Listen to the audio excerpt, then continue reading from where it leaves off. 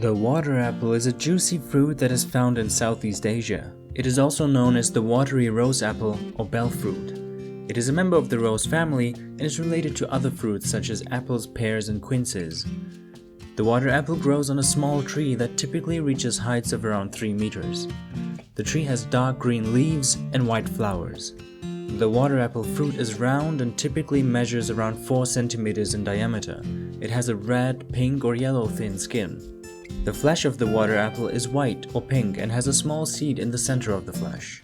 Water apples are often eaten fresh, but they can also be made into jams, jellies, and sauces.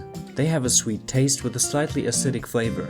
Water apples are a good source of vitamin A and vitamin C. They are very low in calories because of their high water content, almost 92%. Since water apples are very delicate, they can't easily be shipped. Thus, they are mainly consumed locally. Other parts of the tree are used for medicine or other uses. The wood is often harvested and the leaves are eaten raw or dried. If you're looking for a juicy, sweet, and slightly acidic fruit, then water apples are definitely worth trying.